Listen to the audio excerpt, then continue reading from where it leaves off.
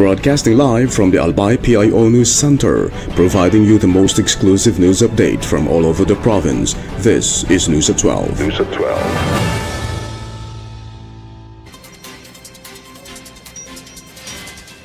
In the local scene, Albay Governor Noel Ebriga Rosal assures residents of Rapu-Rapu that enough doctors and health workers will be deployed for the April 28 opening of the Batan Island Infirmary Hospital.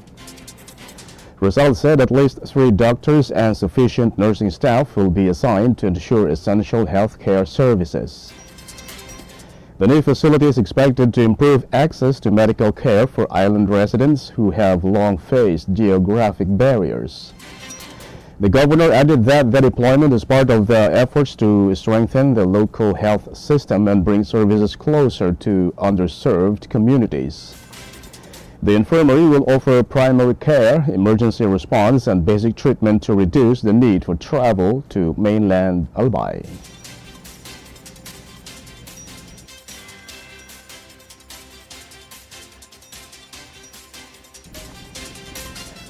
In other story, Bacacay Mayor Daniel Jose Nuki Romano Bumbales received the Outstanding Humanitarian and Leadership Award during the 10th Saludo Excellence Awards. Bumbales said the recognition reflects leadership anchored on service and people-centered governance. He expressed gratitude, calling the award a milestone for the municipality of Bacacay. The mayor dedicated the recognition to Bacacay residents, local government personnel, public service partners, and his family. The Saludo Excellence Awards honors individuals for notable contributions to humanitarian work and public service.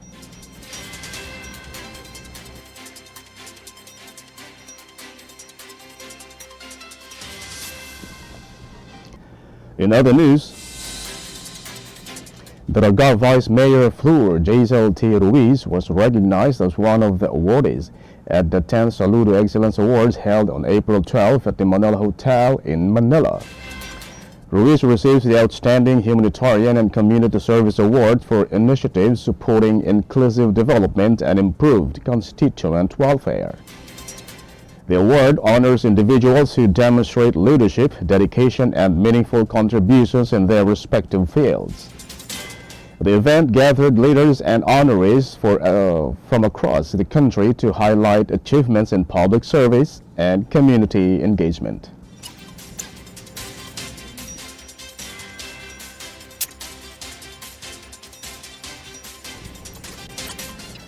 In the national scene, the Philippine National Police recorded over 60,000 violations of local rules in just 6 days. During this time, the Manila Police District temporarily stopped the operation due to public criticism that it was anti-poor and because of extreme heat. Based on PNP data, the most common offense were smoking and drinking alcohol in public places, with 18,904 cases out of 61,549 total violations recorded from April 6 to April 11 in Metro Manila under the Safer Metro Manila Plan. Other reported minor offenses included 526 cases of people walking around without shirts, 586 curfew violations involving minors, and 70 cases related to karaoke disturbances. The remaining 30,243 cases involved other violations like loitering, causing public disturbance, and similar offenses. This plan is part of the larger Safer Cities initiative created by the PNP and the Department of the Interior and local government to reduce crime by strictly enforcing local rules.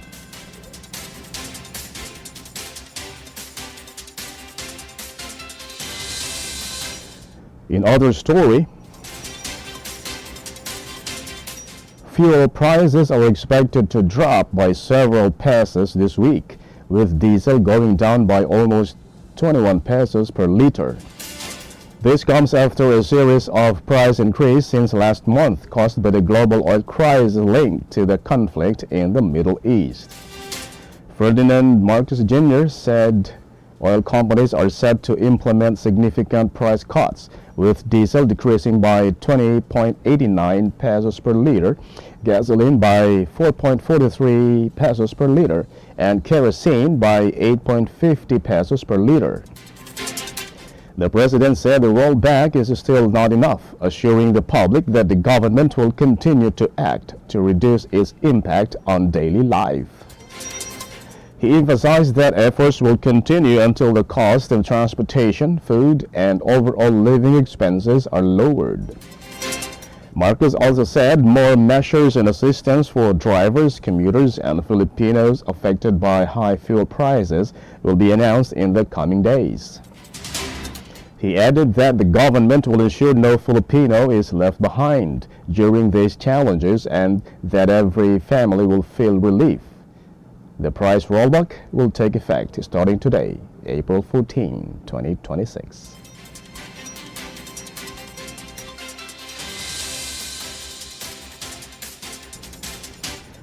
In other news,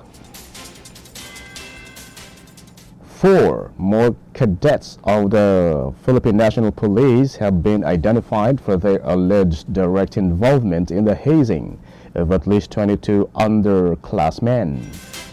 Authorities placed 3 cadets under custody, and further investigation led to the identification of 4 more cadets who may be included in the case and could face appropriate charges. Subpoenas have already been issued to the concerned personnel and cadets, requiring them to appear before investigators. Jose Melencio Nartades Jr. said that by act that causes harm, disrespect, dignity, or goes against the true purpose of discipline has no place in the Philippine National Police. He emphasized that hazing is not tolerated in the organization and assured that anyone who violates this rule will be held accountable. The PNP chief also reminded trainees and personnel to uphold professionalism and respect within training institutions. He said that the goal of training is to build skills and integrity, not to create fear or inflict harm. He made it clear that any form of abuse is strictly prohibited and will be met with proper action.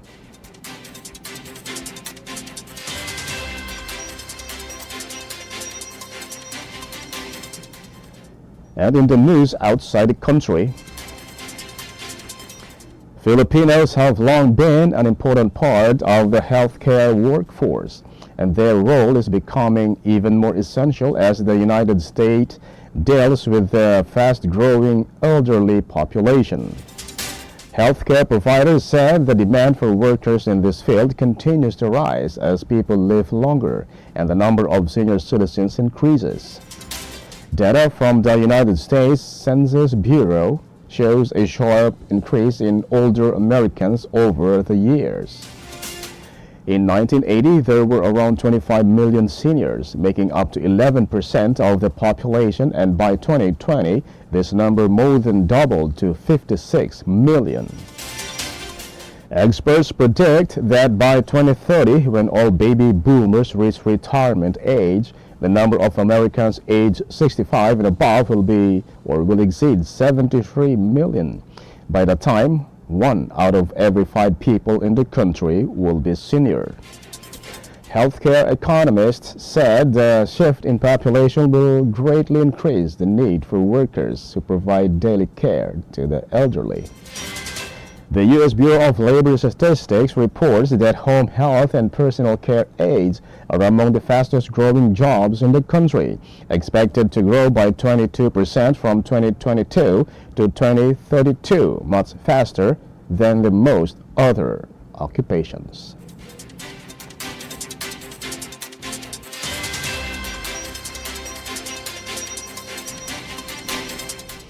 In other story, tension spread across the Middle East after talks between the United States and Iran broke down, raising fears of renewed fighting in an already fragile region.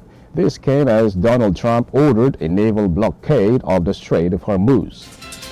After more than 20 hours of negotiations in Islamabad, J.D. Vance admitted that the wide gap between the U.S. and Iran was too difficult to resolve for now. With both Iranian and American delegations leaving Pakistan without an agreement, uncertainty remains over what will happen next, including whether both sides will continue to observe the two-week ceasefire. Residents in the region expressed concern about the situation, and Aisha, a 32-year-old economic consultant based in Doha, said the situation could be changed at any time and the people are simply taking things a day at a time. Others were not surprised by the failed talks. Laura Kaufman, a teacher in Tel Aviv, said she had little expectation of success, noting that both sides have completely opposing goals and showed little willingness to compromise.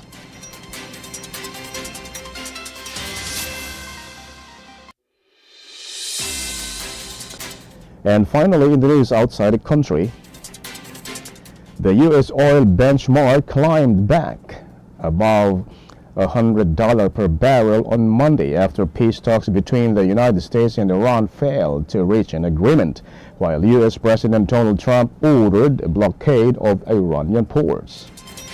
At the start of the trading, West Texas Intermediate may deliver about $104.50 per barrel, while Brent crude for June delivery increased by around 7% to $102.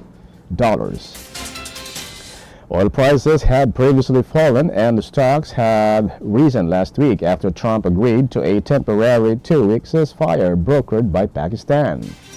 However, tensions remained high as fighting continued in the region and the Strait of Hormuz stayed closed.